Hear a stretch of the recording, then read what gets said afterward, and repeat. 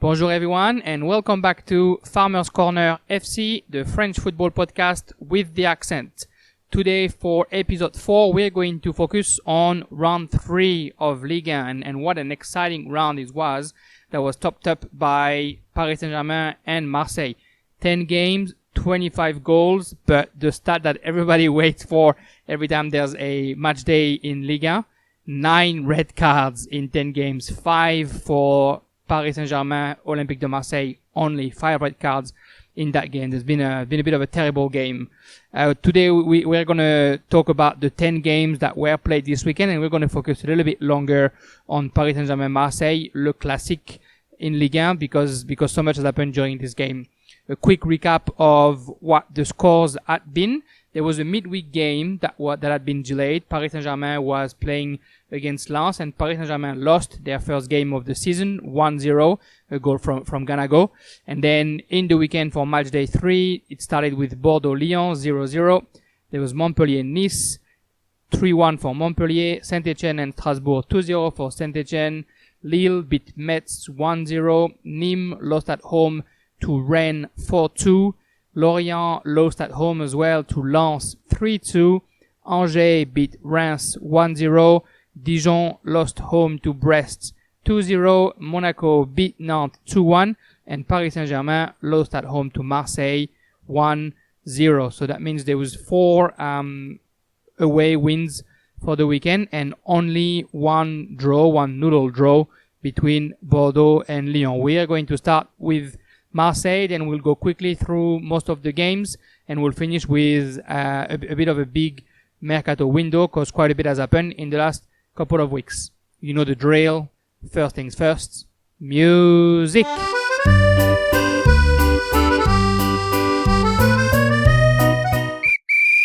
Alright, we're going to start with Le Classique, Paris Saint-Germain against Olympique de Marseille. What a game it was. Not necessarily great on the field, and we're gonna talk about it. But a victory for Marseille, which hadn't happened in Le Classique since November 2011, and Paris actually had not lost their 2 first game of the season since 1984. If you want to find 2 losses without a goal, it hasn't happened to Paris since 1978. So it's a bit of a historical start for Paris for all the wrong reasons, and that makes Ligue 1 a little bit more interesting this season, because Paris is definitely not used to lose their season opener, let alone their 2 season openers, especially since they've been bought back by Qatar. To quickly discuss the game, we're going to first talk about what actually happened on the pitch before we talk about all the off the field BS that happened. To give you a bit of back context, so Paris, losing the first game against Lens, was probably quite motivated to not lose 2 games in a row against Marseille, and to add to that motivation, Dimitri Payet, the number 10 for Marseille, had actually mocked PSG after their Champions League final loss to Bayern Munich by retweeting a little video that showed the Paris Saint-Germain logo with the UEFA Champions League star on top of it, and then sliding the shirt back and showing that it was actually a Marseille shirt, and saying, no, you didn't win, we're the only one who ever won a Champions League in France. It brought definitely a lot of chat before the game, and Payet during the press conference pre-game said that he was happy that he said what he said, and that it was just a little bit of banter and there was nothing too bad to it, and it was a way for him to sort of launch the game, I guess a bit early. What it looked like on the field is that Payet sort of had a contract on him during the game, because Paris Saint-Germain really committed some pretty bad fouls on him, and to be honest, he probably played against Paris in a grand scheme of things during this game. All in all, it was a pretty ugly game. Technically, definitely not where you expect it to be. Paris really played backwards, and we expect a lot from Paris with the type of player they had. But yeah, it just wasn't great. Obviously there was those COVID cases, Neymar, Di Maria, Icardi, Mbappe, Navas, Marquinhos, all of them had contracted COVID between the Champions League final and the first game. in Ligue 1, and so they had been quarantining and they hadn't been training for the game. Neymar and Di Maria were back and they had trained twice with the team, so Tuchel decided to put them in the starting lineup, but he did it unfortunately to the detriment of getting a real number 9 in their team. We'll come back to that. So the game started actually with pretty high intensity. You could see that Paris was probably over motivated and trying to, I guess, make Payet eat his own words, right? So very quickly they had the first opportunity, but Mandanda, who had a fantastic game on Sunday night / Monday morning, Mandanda had to do an amazing save within the first minute in front of Verratti. After that, we thought that Paris was going to take the game over, and it will be really hard for Marseille to have to defend, but actually it just became very, very physical, and Neymar and Di Maria started, on one hand, fouling unnecessarily, and on the other hand, just flopping and diving all over the park. Payet and Neymar had a good word 10 minutes in, and the ref actually did well to give them both a yellow card to try and sort of calm everyone down. It didn't really calm it down, but at least there was a little bit less foul play after that. Neymar, diving the way he does, did earn sort of 2 yellow cards for Marseille defenders. Both Sakai and Gay got a yellow card for a tackle that were absolutely not irregular, but Neymar's way of diving, I guess, convinced the referee.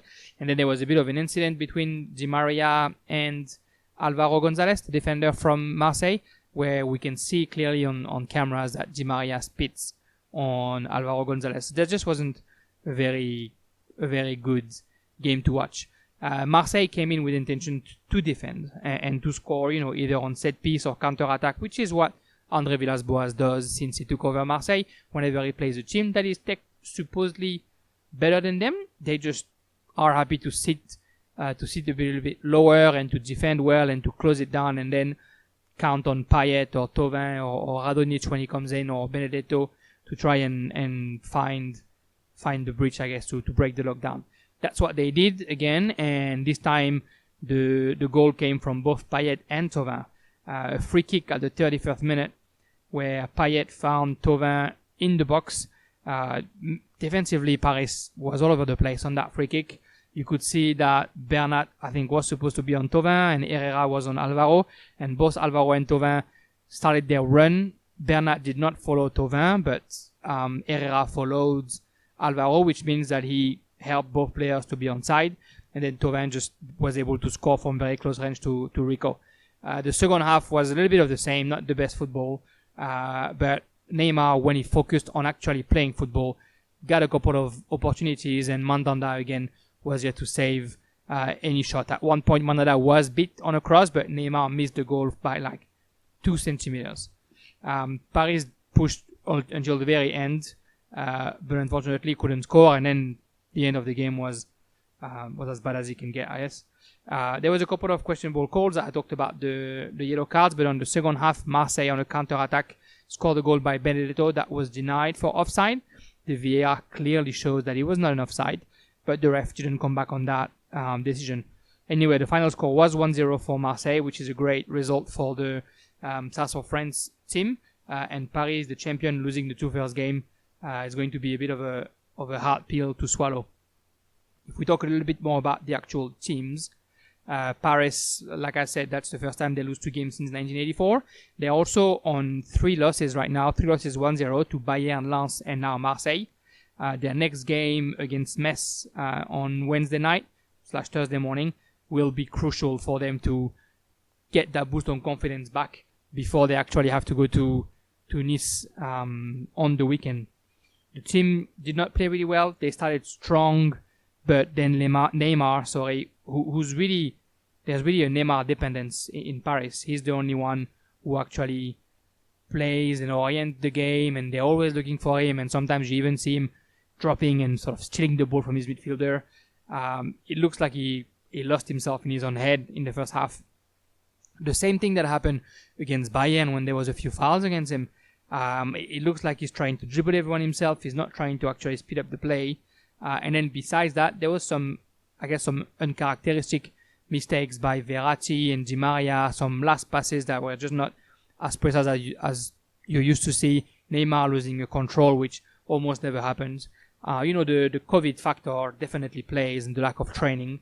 But then you sort of wanna see those professionals pacing themselves when they know they're not at 100%, and not losing their energies on bad tackles and on fight and chats. That was pretty bad. The team sort of forgot to play football. But as soon as Neymar started to actually play, or Di Maria started to actually play, you could see that they were more dangerous than Marseille. That dependence to Neymar and to Mbappé when he's here is probably a danger for Paris.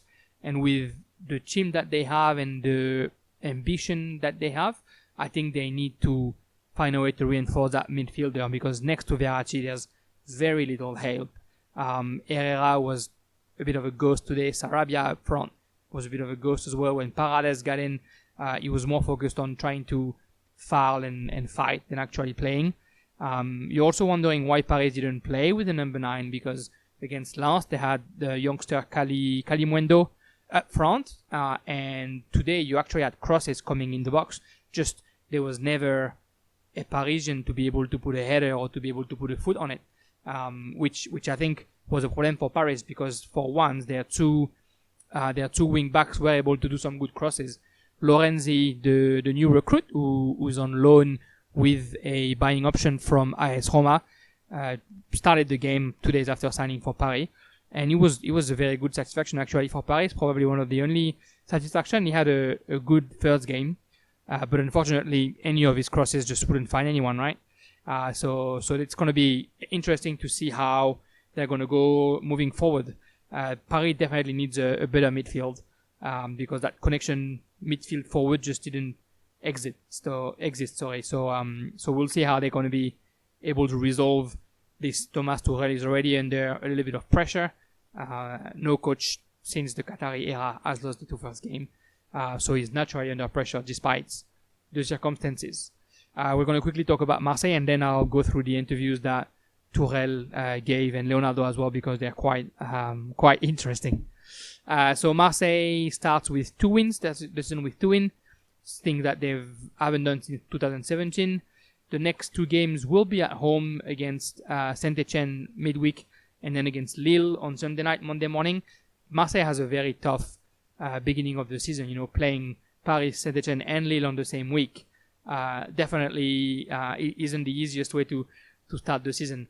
It's funny, this morning I was watching the game on beIN Sports, and the American pundit said Paris against Marseille is usually a game that's played a little bit further down the season, where the team have more rhythm, but now this season they play the 3rd round, which is probably luck of the draw.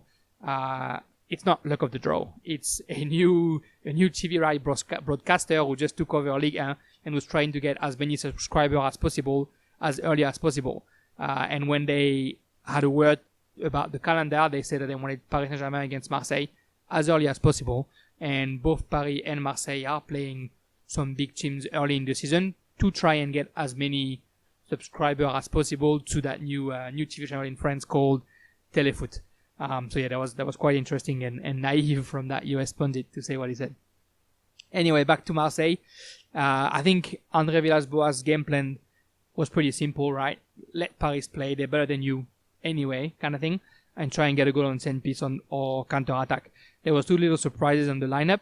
The young Gay started at the midfield, young tall Gay in the midfield, and Benedetto, the striker, was actually left on the bench, so there was no real striker for Marseille.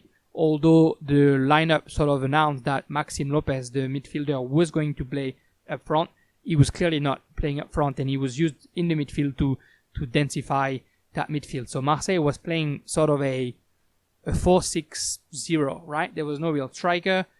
Thauvin and Payet were at both wings, and whenever they were in an offensive mode, whoever had the ball, the other one was trying to get in the box. But what that did is that really densified that middle of the park, and that really made it hard for Paris to develop their game. Benedetto did come in the second half of the 60th minute to put extra pressure, and he actually scored a goal that was unfortunately denied for an offside that the VAR could have overturned, like I said. Villas-Boas is a very pragmatic coach, so he really just pushed his team to defend hard. What we saw that we don't usually saw is Dimitri Payet running a lot in the first half, defending as much as possible, which is probably a consequence of that tweet thing. To go quickly through the team, Mandanda was definitely the best player on the pitch. L'Équipe, the French newspaper called L'Équipe, rated him 9 out of 10, and I completely agree. He was there on every occasion. He really reassured his defense. He only missed one ball that Neymar could have put in, but you can't really blame him for that. The back two, Chareta Char and Alvaro, were able to head away any cross that came their way, but to be fair, there was no real 9 to challenge them, so that was pretty easy for them. In the midfield, Boba Camara, the young Marseille player, was just outstanding, tackling everywhere, stopping Neymar when need be, stopping Di Maria where need be. He really shown against Paris Saint-Germain, and Rongier and Gate that were with him in the midfield worked well defensively. Last but not least, Thauvin, the goal scorer, his second goal in 2 games. He hasn't played almost any minute last season, and he's back, and André Villas-Boas has said a few times that he is the real recruit of the off-season, and we could definitely see that again tonight. He's able to obviously score, but he's also able to defend well, preventing Bernat to do anything, and then he was the only player who was actually able to hold the ball in offensive sequences for Marseille. I'm going to quickly read you a few interviews. The fight, I think, kept going after the game. First, André Villas-Boas. André Villas-Boas said a few things at the end of the game. He said that we mustn't, and I'm quoting what he says, we mustn't forget that there is 2 history in the history of Paris Saint-Germain and Marseille. One before Paris was bought by Qatar, and one after, saying that, basically, since Qatar bought the club, Paris has not lost, but before that, Marseille, I think from 2005 to 2011, were on a series of 14 games without losing. Those 10 years of dominating, André Villas-Boas said were due to 1.5 billion euros of investment. So it's interesting the way André Villas-Boas decided to highlight this. What André Villas-Boas said as well was that probably in the end the goal of Qatar is to win the Champions League, but unfortunately for them the Champions League is only in one place, meaning Marseille. So André Villas-Boas really playing that communication game to try and, I guess, win a little bit more. If winning against Paris wasn't enough, winning a bit more the heart of the Marseille fans. Another thing that he said was that Thomas Tuchel at the end of the game came to shake his hand and said, you should play Lotto today because of the lucky win, I guess, against Paris. And André Villas-Boas' response was, well, the same way you played Lotto against Atalanta in UEFA Champions League.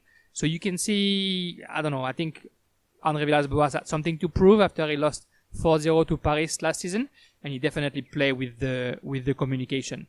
Another player that was interviewed at the end of the game was Florian Thauvin, and he had some great word, very very mature, saying that whatever happened at the end of the game is not what should happen in any game, and that the players are supposed to be an example for the kids watching it.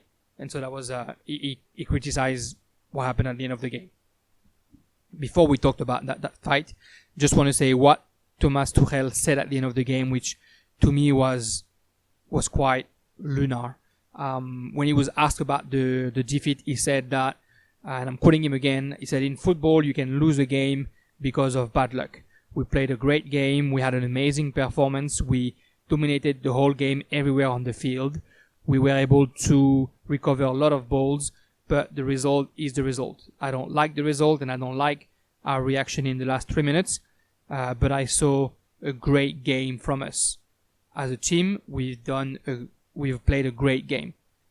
To me, it's a little bit crazy to hear that he says that, because Paris definitely wasn't playing at the level that you expect them to play at, but it is what it is.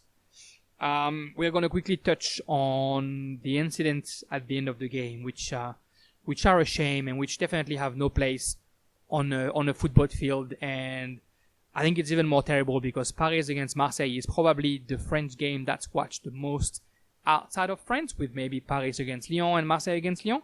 And seeing how this one ended up in basically a big fight involving almost 22 players is really a shame. So to explain quickly what happened, it started, I think, from a tackle from Benedetto on Paredes, and Paredes stood up and started to, I think, hit Benedetto, and then Benedetto fall, and then every single player starts regrouping in the middle. Neymar at that point slaps Alvaro in the back of the head. Alvaro flops when he feels Neymar behind him, and then behind that, Kurzawa and Amavi push each other, and Kurzawa kicks Amavi, who kicks back. It took 2-3 minutes for everything to go away, and the referee straight away gave 2 yellow cards to Paredes and Benedetto, who had already been booked, so it ended up being a red card for them too, and then 2 straight reds to Kurzawa and Amavi. The referee was then called to go and check VAR and saw that slap from Neymar, so he gave Neymar a red card. Now, where things get even uglier is that when Neymar leaves the field, you can see him talking to the ref and talking to the camera, saying, watch the video because there was a racist incident. Turns out, we realized after the game that he's talking about Alvaro Rodriguez, and he's accusing him of having said a racial slur towards him. On a tweet, he says that he's basically being called a word that I wouldn't repeat.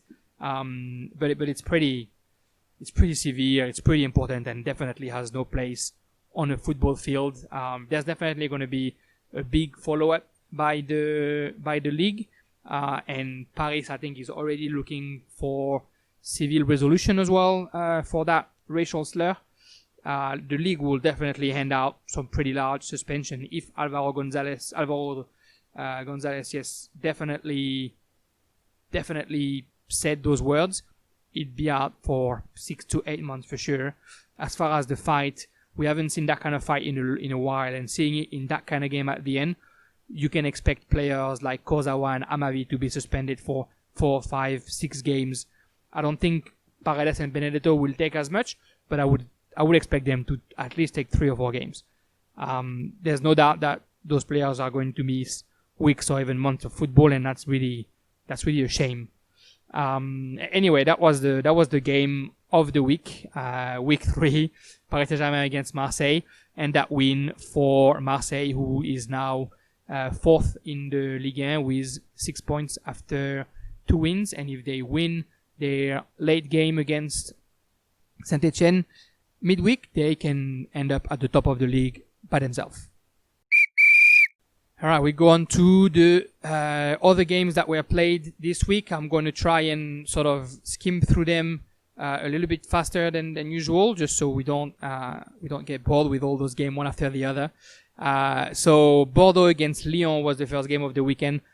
It was the usual French purge, goalless draw, 0-0, very, very little opportunities. Really not much happened, unfortunately.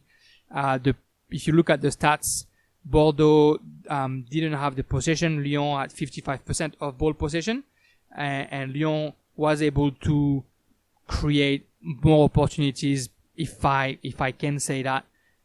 20 shots from Lyon, and only 3 shots on target. The most dangerous shot came from Aouar in the second half, where he hit the post. Aouar wasn't playing to start the game, but when he came in is really when the difference happened. If you look at the team specifically, it's actually a very good result for Bordeaux. Bordeaux is recording their 3rd clean sheet to start the season.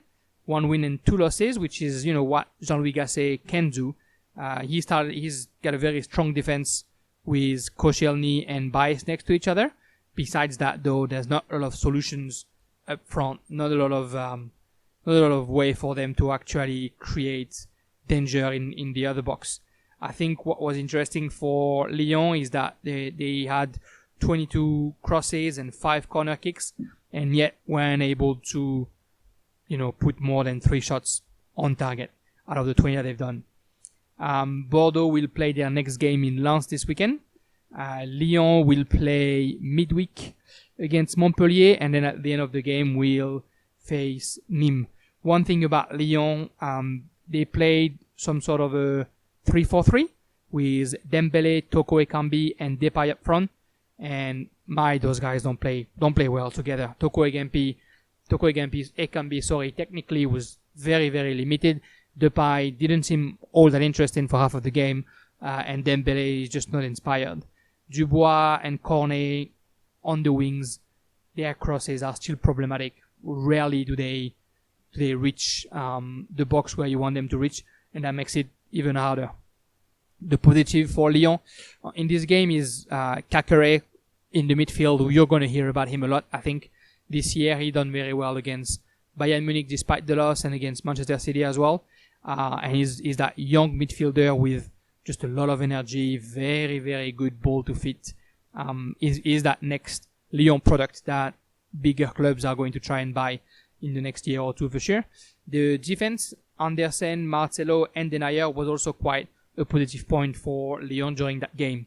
One interesting stat for Bordeaux is that they had lost the last two games to Lyon at Atlantic at home, and they actually hadn't kept a clean sheet against Lyon since 2012, which makes this performance even better than what it is. If we look quickly at the post-game reaction, I'm always, whenever there's a game with Lyon, I always want to hear what Rudi Garcia is going to say, because his post-game conference are the most amazing thing I ever heard, because he always finds an excuse for not losing or not winning better. So what he said was, we are frustrated not to have won. We totally dominated this match. There was often a lack of luck, as evidenced by Oussem Aouar hitting the post. We probably weren't killer enough in our finishing, but the rest of our game was pretty consistent. It was hard to punch a hole in this low block, but we should have done better. These 3-4-3 systems allows us to be more attacking with three players in front. The system was interesting, but it'll be necessary to be more clinical in our finishing. That's alright. He didn't use too many excuses this time, but it's quite interesting usually what he says. Jean-Louis Gasset on the other side, I think, basically just said that he was happy about the mindset of his team, and the fact that he's happy that his team is able to keep a clean sheet. Now the other side of the coin, right, is that on the first game against Nantes, Bordeaux was only able to put one shot off target, and against Lyon, not one shot on target for Les Girondins and Bordeaux, which is definitely a bit worrying for a team that's supposed to be playing, I guess, the top of the ladder. There's always unrest in Bordeaux. Of course, the supporters are hating on their president right now. So I think this needs to be sorted as well if we want to see a bit better football in Bordeaux.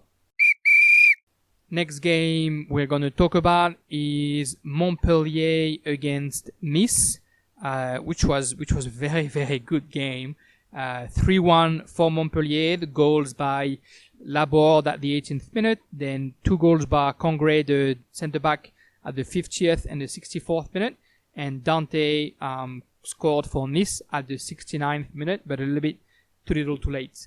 A great win for Montpellier, and the kind of game where the stats says it all. If you look at the statistics of this game, Nice had 63% of the possession, but if you look at the shots, Montpellier had 20 shots, 13 on target, while Nice, with their almost 70% of possession, only had 9 shots and only 1 on target.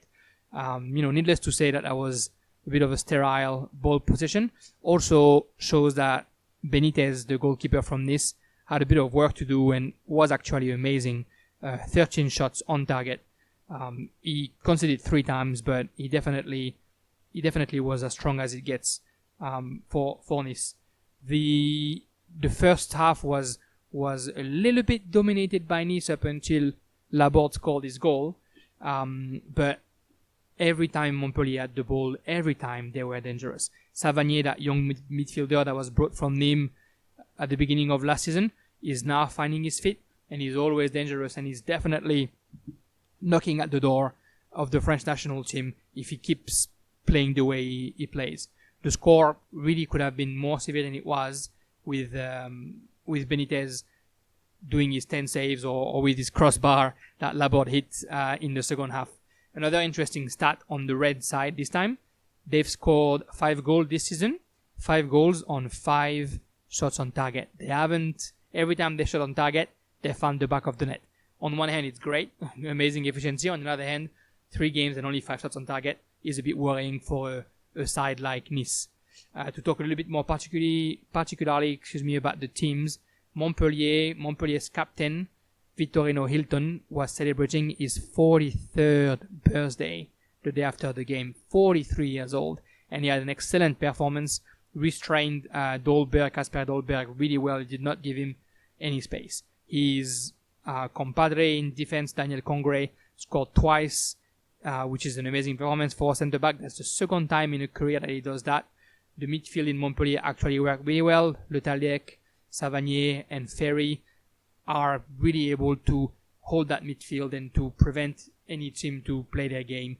Up front for Montpellier, Laborde and Delors are very dangerous and actually can find the target often and complement each other really well. Laborde is that sort of tower able to head any ball, and Delors is able to shoot from any position. He's being compared to Jean-Pierre Papin, the famous goal scorer of the 90s for Marseille and then Milan AC and Bayern Munich. On the Nice side, not a lot happened really, and it's a bit worrying for Patrick Vieira and his team. A lot of money was spent during the Mercato and ever since Ineos has bought the team. But on the first half, really, really sterile kind of possession. The second half was a little bit better, especially when Gouiri came in. Gouiri, who's been quite outstanding since the beginning of the season, the first 2 games. For some reason was on the bench. Maolida started in his place, but as soon as he got in, then Nice was able to open up the game a little bit more. Unfortunately, they conceded twice, and then at 3-0, it's a bit harder to come back, even though Dante was able to score once. The next game, for Montpellier will be Lyon midweek, and then Angers at the end of the week. And Nice is going to have the hard task of hosting PSG at home on Friday or on Saturday, if I'm not mistaken, which is going to be complicated with PSG losing their first 2 games. They will want to win the 2 following games. Quick reaction from both coach. Patrick Vieira basically said that he was disappointed with the game and with what the team has played. He said that there was a lot of things to improve and a lot of work to do, but he also gave credits to Montpellier and to Der Zakarian, the coach, for putting in place that team that was very, very dense and that knew how to, I guess, prevent Nice from having any opportunity. Der Zakarian, on his hand, Montpellier coach, was saying that he was very happy with how the team played and how technically accurate the team was. He was also happy with the fact that they've succeeded in their crosses. He quote, let me just find the numbers, 57% of his crosses were successful, which is a great stat for any coach. And then he recognized that once he scored the first one and the second one, he just decided to wait for them a little bit lower and to proceed in counter-attack, which worked well for Montpellier during this game.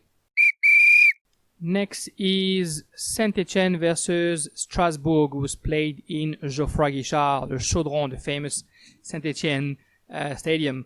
Saint-Etienne won 2-0, goals from Bouanga on penalty at the 57th and Maji Camara at the 82nd minute. Great win for Saint-Etienne, their second win in 2 games, and it's a great start before they have to actually play against Marseille midweek. If you look at the stats of the game, Saint-Etienne didn't dominate possession. I think 49 to 51, 51 for Strasbourg. But if you go to shots on target, Saint-Etienne actually got lucky to get the win. Kind of 9 shots for Saint-Etienne, 14 for Strasbourg, only 4 on target for Saint-Etienne, and 7 on target for Strasbourg. You gotta say that Jesse Moulin, the goalkeeper from Saint-Etienne, had a cracking game. Strasbourg hit the post as well, which was definitely, I guess, a little bit hard for Thierry Loret and his team to swallow. The first half was definitely more of a Strasbourg game. Jesse Moulin was on his A game. The second half, The first goal, like I said, was on a penalty, and the penalty was definitely contested. A long ball in the box, and Abi sort of pushed Jiku in the back. Jiku, the defender from Strasbourg, when he was pushed in the back in an effort to actually call for the foul, put his hands in the air. The ball hit the hand, and the referee said it's going to be a penalty. Then is Bouanga, who's Gabonese, scores, and then Montpellier sort of looked like they had the wind taken off their sails after that penalty. The second goal was brought to Bouanga again, who had a great run on the right side, and then a cut back the ball after a deflection falling on Magic Camara, who was able to score. Strasbourg did push out, but Moulin and Kolo Jeshak on their line were able to prevent the Alsatian side from scoring. It's the third loss in a row for Strasbourg, which is a bit worrying, although today their performance was definitely better. To talk a little bit more specifically about the teams, like I said, with Saint-Etienne, Jesse Moulin, the goalkeeper, was amazing. The 34-year-old former number 2 of Ruffier and now number 1 definitely proved that he was worth it. Fofana, the defender, was actually great, but he said publicly that he wants to leave. He's linked with a move to Leicester City, and he said that he wants to go and that he's already agreed to contract terms with Leicester, who are now working with Saint-Etienne to figure out the fee. Claude Puel, the coach for Saint-Etienne, is definitely rebuilding his team and he's building on the youth. And so far it's working well. That midfield, Neyu and Camara, is very promising. I guess the real test is coming this Thursday against Marseille, and then at the end of the week they'll play against Nantes. As far as Strasbourg go, look, offensively it wasn't that bad. It's hard to not find the back of the net when you shot so much on target, but at least they had the opportunities, which wasn't the case in the 2 first game. Thierry Lauré, the coach, though, will be wary. 3 losses in a row. Strasbourg was one of those teams that was sort of tipped to be a surprise this season, and they're yet to prove. This weekend they're playing home against Dijon. That's definitely going to be the opportunity for them to, step back in it and show that they can get results there. Usually their home stadium is a bit of that fortress. Without the public, it's obviously a little bit different, but we'll see how they can bounce back from it. Quickly, the 2 coaches. Puel said that he was very happy to get more points. Obviously, he's two games to win. But he said that the most important thing is to keep playing with this young group and to get that young group to improve slowly but surely. He sort of funnily said that the game that he saw was probably a different game that Thierry Lauré, the coach from Strasbourg, saw, because Thierry Lauré said that he deserved better. But Claude Puel said that the win was completely deserved for them, and that he was happy with how his team was playing. He definitely mentioned his midfield, his young midfield, Camara and Neyu, and also a couple of youngsters that are about to come, which are Zaidou, Gourma, and Mouefek. Watch this space. Saint-Etienne is definitely going to be that team that has a lot of young talent coming up. Thierry Lauré, the coach from Strasbourg, was obviously disappointed, and was just explaining how hard it is to start the season with three defeats. As far as the game goes, he said if you're gonna shot more than your opponent in their home, and if you're gonna get more shots on target than them, and if their keeper has made more save than your keeper, then obviously you're a little bit disappointed that you didn't get a result. And the way he sort of briefed the game was, he said it's the story of a game where a goalkeeper on one hand is able to deflect a ball on the crossbar, he's talking about Jesse Moulin, and a player is pushed in the back and concedes the penalty, talking about his own centre back. So he was quite upset at the referee at the end of this game. Okay, we're going to Lille for the next game. Lille, who's definitely one of those contenders for European spots at the end of the season, or potentially even to challenge a little bit Paris for a run for it, especially now that Paris started with 2 losses. Lille has started with 2 wins and 1 draw, so they're on top of the ladder right now with 7 points. And that game against Metz was basically utter domination for Lille, who only won 1-0, and the goal came at the 88th minute by Araujo. The game was dominated 62% possession for Lille, 13 opportunities, 16 tiers, 6 shots on target, only 1 shot on target for Metz. So Lille definitely was a little bit, upset, frustrated that they could not break the deadlock until very late in the game. Still second win in a row after the draw against Rennes in the first game, which is very encouraging for Lille, especially when you know that their next game is in Marseille in the weekend. Marseille facing Lille in the same week. It's not going to be easy for Lille to go and get a result in the Velodrome on the weekend. About the game, Metz actually could have scored first. A ball very early in the game, second or third minute, a cross was deflected and hit the crossbar. Mike Maignan, the goalkeeper, was definitely beaten. But luckily for Lille, the ball just bounced out of the crossbar. Lille took over the game probably after the half-hour mark, and then from there on, it was only them playing, really. They had multiple chances, but Ukidja, who's Metz goalkeeper, who's also the goalkeeper for the national team of Algeria, was just amazing. It was just a rock on his line.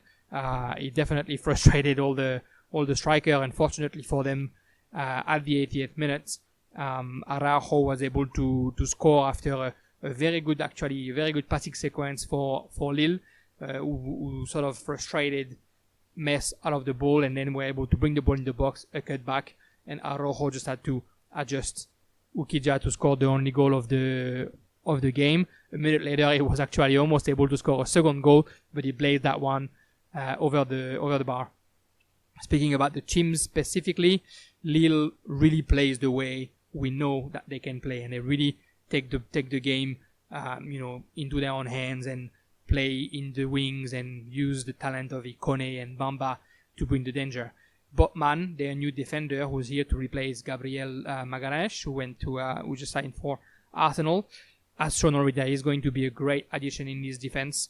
And next to Fonte, that makes for a very strong defense for Lille. Up front, Jonathan David was next to the Turkish striker Burak Yilmaz, and you can see that two of them together will work really well. You can also see that Jonathan David probably doesn't have the confidence that he needs to be able to score goals, because a couple of times he could have shot and he decided to pass the ball instead. When that's going to work, it's going to be quite interesting. Yilmaz definitely, is like 1.90 m. Is quite strong. You can see that towering presence he has in the defense, and he's always able to head the ball or give the ball to Jonathan David or Bamba or Ikone. That game against Marseille this weekend is going to be the first real test for Lille, and it's going to be very, very interesting to see. Metz, on the other hand, only 1 shot on target, playing mostly counter-attack. They were quite timid. Nian, their striker, started the game well, and he was trying to be dangerous, although he couldn't really shot much. But then from the 30th minute onwards, it was really Metz looking at Lille playing around them, which probably frustrated them and their coach Vincent Ognon. Ognon said that they need to work on details tactically and technically to make sure that they can improve. Unfortunately for them, the next game is in the Parc des Princes against Paris, who's lost their 2 first game. So it won't be the best game to bounce back. At the end of the week, they do host Reims, so hopefully they'll be able to get a point from any of those games coming up.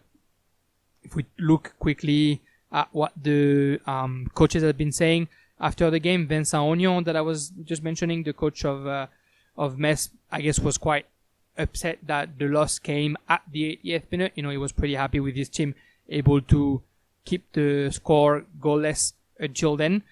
So he said it was a bit frustrating, and he also said that he had a mixed feeling because the second half was just not good enough for his team. He explains that they just went back on the field the wrong way, and a lot of mistake tactically and technically, which forced them to drop lower and lower. He just wants to make sure that his team is going to bounce back from it and play a little bit more like what they played during the first half. He knows that what Metz needs, obviously, is to score goals. That's the only way they can actually progress, so that's what they're going to work on. Christophe Galtier, the coach from Lille, sort of said the same thing the other way around, right? He said the second half was better than the first half. and that the goalkeeper in front of them was really good, that they were able to find more space in the second half, and that's how they be able to get the goal. He's also creating his team for really fighting first and second balls the whole time, which helped getting the result that they were about to get. He said, he felt pretty lucky because a few minutes away and he could have been frustrated to get only a point from this game at home. Okay, next game is Nîmes against Rennes. Nîmes, who had an impressive start at home, winning 4-0 against Brest and then lost away. But they were back at home now against Rennes and hoping to be able to get a result against this strong Rennes team. Rennes decided to play in counter-attack and they put Guirassy, the new recruit from Angers, up front, which is a choice that paid for Guy Stéphane. If you look at their stats, Rennes ended up having 55% possession for a team playing counter-attack. It's quite the fit, right? And if you look at the opportunities, 10 opportunities for Rennes, 9 for Nîmes. Nîmes shot 17 times and were able to put 9 on target, while Rennes shot 10 times, put 6 on target, and scored 4 times, 4-2 being the final score. So Rennes again showing this, this efficiency up front. And it was a bit of the game of the first, right? Guirassy, who just signed for Rennes and scored his first goal, his first 2 goals at the 12th minute, beautiful left foot, top left corner, and then a little bit later he was able to score after Kubas from Nîmes, scored his first goal. Kubas, the Paraguayan player who came at the off-season, beautiful shot from outside the box. But like I said, just a little bit later, 3 minutes later to be exact, Guirassy scored a second goal from Claude Rennes this time. The game was very, very intense in the first half, and the second half was definitely a little bit more of the same.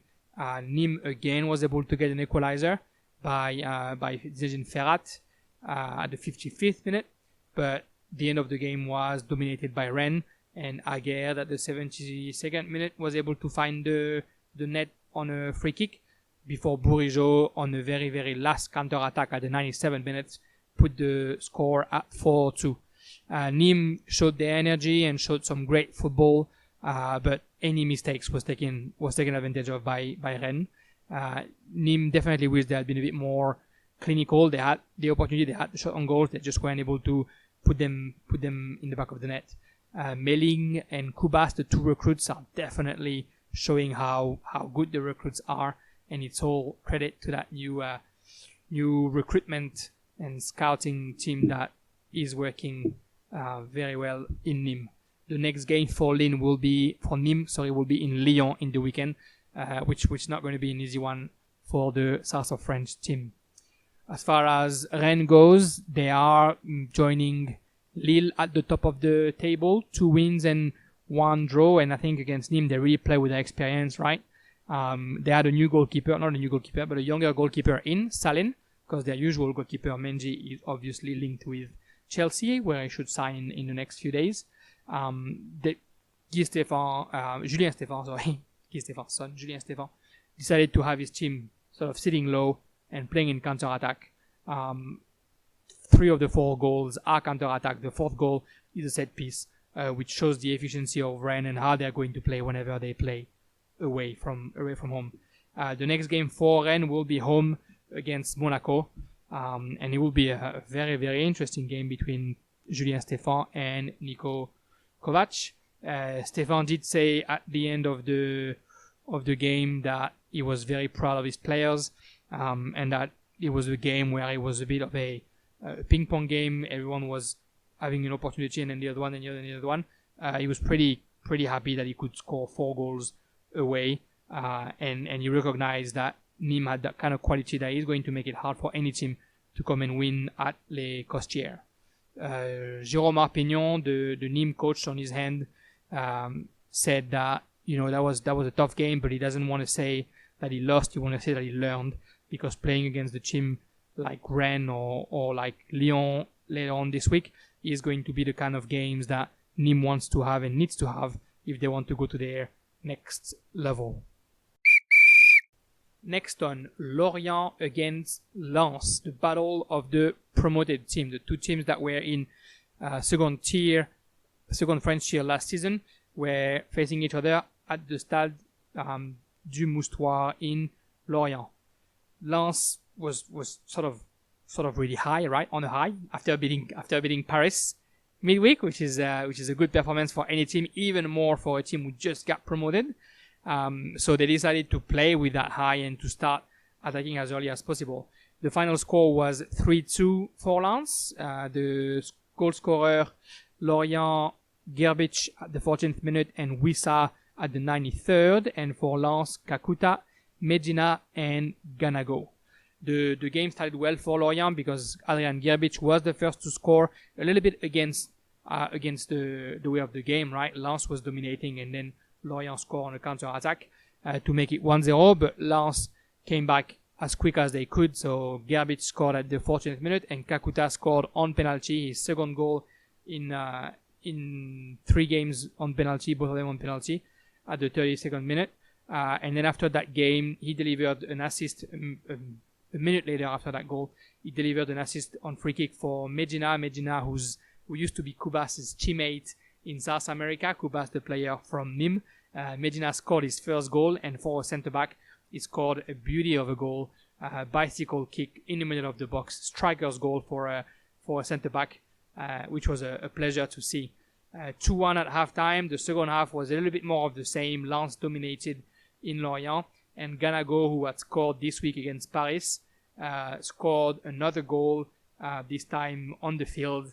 A beautiful goal which made 3-1 for Lens. Lorient was able to reduce that, but a little bit too little, too late at the 93rd minute on another penalty for Wissa. The penalty, just by the way, gave Balde a second yellow card, so Lens finished the game with 10 men. The coaches were quite pragmatic in their reaction. Pélissier, the Lorient coach, said that they couldn't be disappointed with the result. They played well, and sometimes they just can't win. He wasn't unhappy about how they play. He was a little bit unhappy about how they defended and about how they didn't sort of show up physically. Only 30% of the duels were won by Lorient, and Pélissier said that when you know that Lens is a team that's going to be strong in duel, quite aggressive, quite generous, you need to be able to bring the fight to them, and Lorient wasn't able to do that during that game, and he said it's just going to be a bit more work for him to be able to do. Frank Hayes, the coach from Lens, said that he was very happy and felt like the win was deserved, that he got a bit scared in the first 3-4 minutes, but as soon as that was out of the way, he was able to get the win, and he said that it was pretty logical that they got the win. It's going to be interesting to see how those two teams are going. I definitely don't see the way they play. I don't see either of them being relegated at the end of the season, but we'll see where that brings us.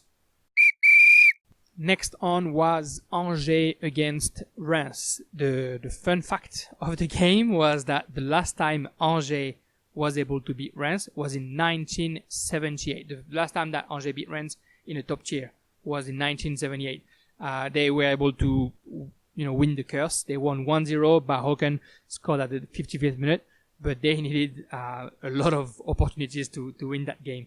It's the second win for Angers in 3 games, which is quite impressive for this young team. And Reims, unfortunately, is still with only 1 point this season. If you look at the stats for the game, 58% possession for Angers, and also quite the domination as far as shots goes. 20 shots for Angers, 7 on target, 7 shots for Reims, and 2 only on target. The game finished with 10 men on each side, with Fess getting sent off for Reims and Thomas for Angers. The way the game developed, domination was clearly for Angers. Rajkovic, the goalkeeper from Reims, was on his A game, prevented Santa Maria and Bahoken from scoring early on. As I said, Fess got sent off. He got sent off for a high kick in his box, so penalty and red card. And the penalty shot by Bahoken was saved beautifully by Rajkovic. Rajkovic has saved 5 of the 6 penalties that he had to face since he joined Ligue 1 last season, which is a massive performance. Angers kept pushing, of course, and were able to find the back of the net in the second half with Bahoken, who was able to finally put the ball under Rajkovic after Rajkovic had won the last 4 or 5 duels. Just after that, Thomas got sent off as well, so the teams both finished with 10 men, but Angers still remained the most dangerous side until the end. If you look at the two teams, you can see that Angers is definitely a team that works well together. They know each other. There was not a lot of changes in the off-season. Santa Maria, Fulgini, and Mangani in the midfield are just know where they are all the time. They are just very able at making sure that there's no space between them defensively. And their goalkeeper, Bernardoni, that they just got in the off-season, is definitely already showing that he can be decisive. They're going to play Montpellier at the end of the week, who would have played midweek against Lyon, so that's going to be probably to the advantage of Angers. As far as Reims go, obviously the satisfaction of the day would be Rajkovic, but Guillons won't be happy with how his team played. It was really hard to find Dia and Touré up front. Finding only 2 shots on target is quite worrying. The next game will be in Metz, a game against two teams who hasn't performed well since the beginning of the season, and it'll be very interesting to see which team prevails this weekend. Couple of games to go. Next game is Dijon against Brest, a game between two teams who had lost their first 2. And what we've seen in this game is potentially the goal of the weekend and one of the goal of the years by Cardona. Brest won 2-0 in Dijon. The goals from Perrault at the 42nd and Cardona at the 95th second. Dijon had lost 4th game last season to start, and now they've already lost 3, which is definitely not the best start for this team. They were dangerous first, but Brest just really sat and weathered the storm, wait for it to come back until the very end of the first half, where Perrault, who's a former player from Paris FC, scores his first league and goal. The second half, at halftime, should I say, 3 changes for Dijon, including Assalé, the new recruit from Young Boys Bern. Unfortunately, he only played 9 minutes, being red carded for what was more clumsy than a bad challenge. So he got a red card after 9 minutes, and unfortunately for him, that means he wasn't able to finish his first game with Dijon. The last minute of the game was quite crazy. Dijon was almost able to level with Ekwele Manga's shot hitting the crossbar, but on the counter-attack, and at the end of that fabulous cross, Cardona, at the far post, sort of scored an aerial scissor kick that ended up in the top corner. I really invite you to go and watch that goal online. Beautiful goal by Ivan Cardona, the former Monaco player. If you look at both teams, Dijon played a little bit better today, but it's still hard to bring the ball forward for them. They had the ball in the first half, but got surprised at the end of it. And then, like I said, Jobard tried to shake things with 3 subs, but ended up playing 10 against 11 quite quickly. Their goalkeeper, Gomis, had a very good game. They need to bounce back next week, and they're playing another team that has 0 points after 3 games, which is Strasbourg. Brest, on their end, they tried to take the game in the second half after they were winning, and they would be happy to secure the 3 points with 2 goals that will definitely boost the whole group's confidence. 2 beautiful goals as well. Their new recruit, Steve Mounier from Huddersfield, almost scored for his first game, but was denied by Gomis. That was the first clean sheet for Brest after 6 games, and in the last couple of games between against Nîmes and against Marseille, they had conceded 7 goals, so it's pretty good for them to have had a clean sheet now. Unfortunately, the bad news for Brest came from injuries. Pierre Gabriel will probably be out for a few weeks with an hamstring issue, and Belkebla, the midfield, should be back quicker, but also had to come out on an injury. If you listen to what the coach had to say, first Jobard, the Dijon coach, just basically said that they were definitely in a hard situation, and that reminded him of last season when they lost their first 4 games. He said that Brest deserved to probably score a second goal a little bit early on.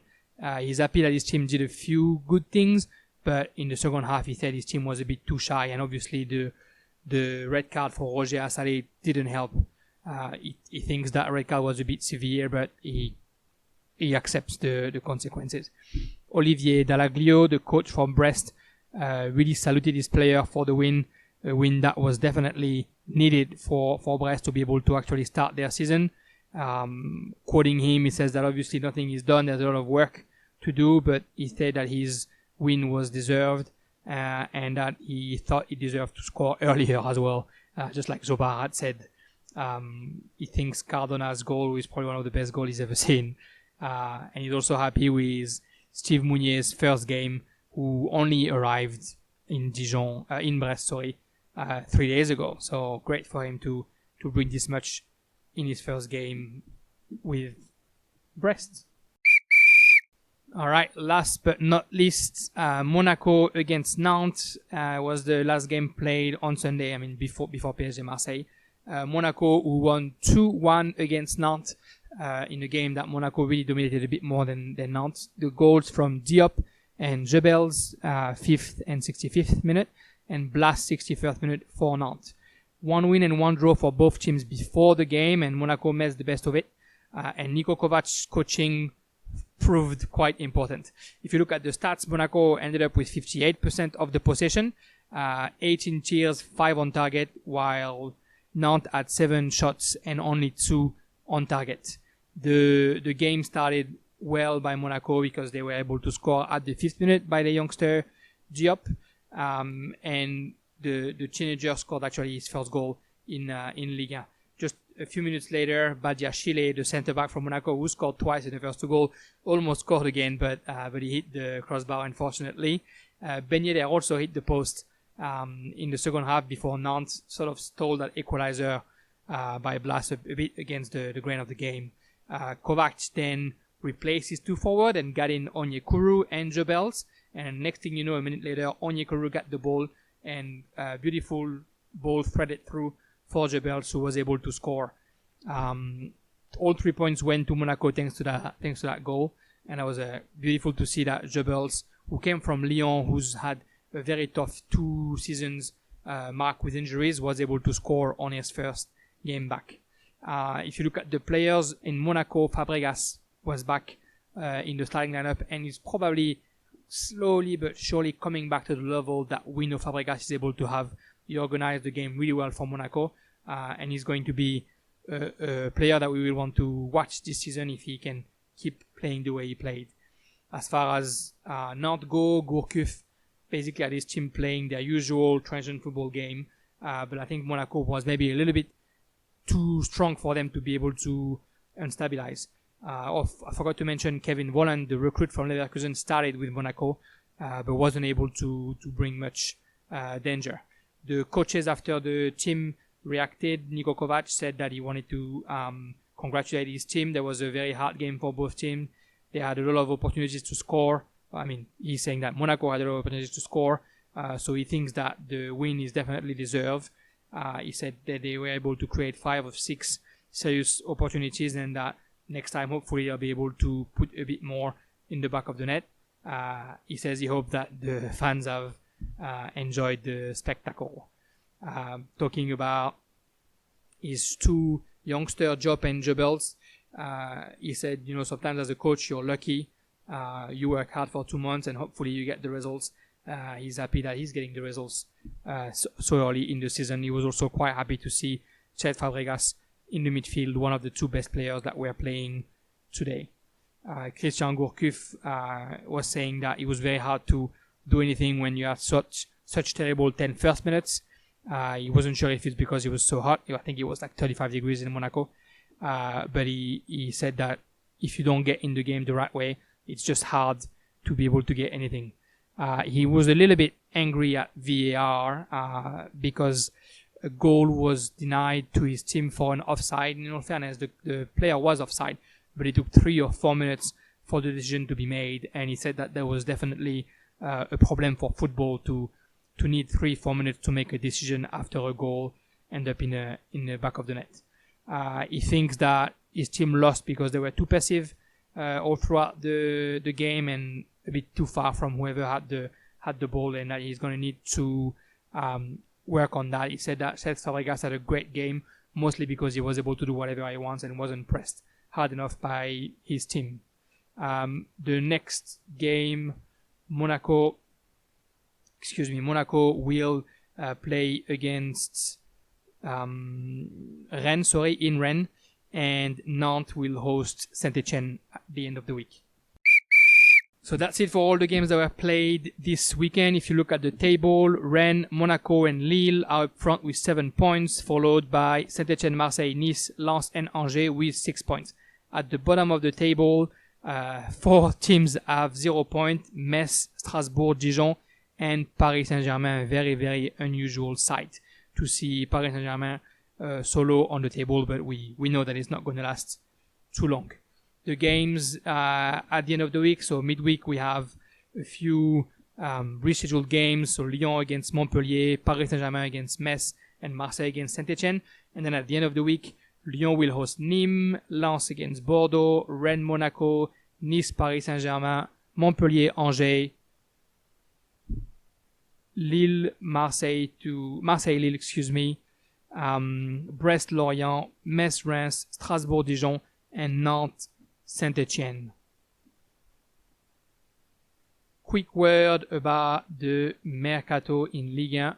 In those past couple of weeks, quite a bit happened, really. Since I think the last thing we talked about was Nagatomo joining Marseille.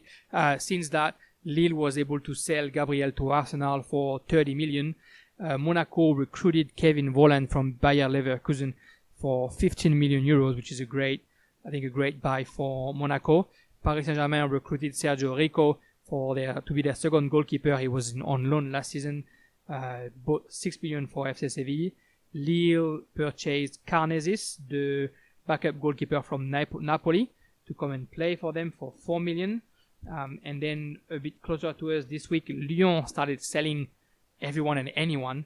Marsal is gone to Wolverhampton, Raphael to Istanbul Başakşehir, and Kenny Tete has gone to Fulham, while they haven't recruited anyone yet, and we expect that either Aouar or Depay or Dembélé or all three will also be sold by Lyon. Sorry, Tatarusanu, their second goalkeeper, also left for Milan AC. As far as buying people, Vito Manone, the former goalkeeper of Arsenal, has signed for Monaco to be their second goalkeeper. Obviously, the two more important signings of the week were Mounier coming from Huddersfield Town to Brest for 5 million euros, and Florenzi, the right back from AS Rome to Paris Saint-Germain on loan, but with a buying option a little bit further down the track. We're still hearing about a lot of transfer rumors, namely Fofana, who might go to Leicester City, from Saint-Etienne, and Depay, who's linked with a move to FC Barcelona because Coman really likes Memphis Depay. Hector Bellerin from Arsenal has been rumored to maybe go to Paris Saint-Germain, but not more than just rumors at this stage. That was it for this podcast. A little bit longer than the past few weeks, just over an hour. A lot to say this week, and hopefully next week won't be as agitated off the field. The suspension will probably be known either this Thursday or next, and I'll make sure to keep you updated either on Twitter or here on our podcast. Thank you very much again for following the Farmers Corner FC, the French football podcast with the accent. More than happy to hear any feedback, any comment that you have on Twitter, on Facebook, whatever you want to do. Thanks again for being here with us, and looking forward to talk to you next week.